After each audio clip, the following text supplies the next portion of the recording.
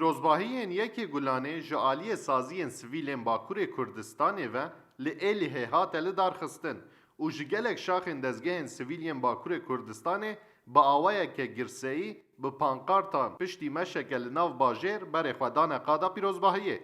Ji hemû bajarên Bakurê Kurdistanê saziyên xebatkar û ketkaran ber bi qada pîrozbahiyê ve diherikin. Nûnerê saziyên sivîl û partiyan beşdarê pîrozbahiyê bûn û bal kişandin ser rewş û derfetên ketkaran û amaje kirin ku pêwîst e keda xebatkaran a pîroz were dîtin.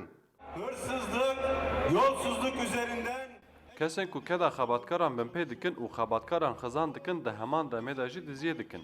Êdî xebatkar û ketkar rê nadin van kesan û dê desthilatdariya wan jî hilweşînin. Ew kes dixwazin şer derxin. Em rê nadin van kesan ji ber ku şerkirin bin pêkirina keda xebatkaran e.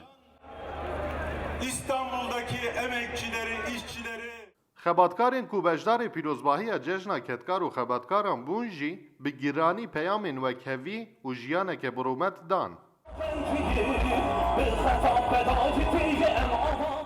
Ve roja heja ve rojam baş minejmeta ketkara pîroz bem. Vin bira işçiyok sahip derkevin bira tev rabin, xewa xu tev rabin. Wan gulam pîroz be. برای گلان شتوا را پیروز به تو مکچی را تو ایشچی را Rojaş me hemin mübarek bu, roja merdimana roja karkeri teyna niye? Biji yek gülan.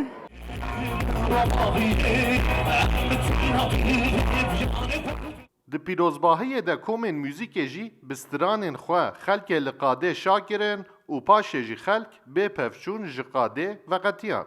Mahir Yüksel, Rûdaw, Êlih.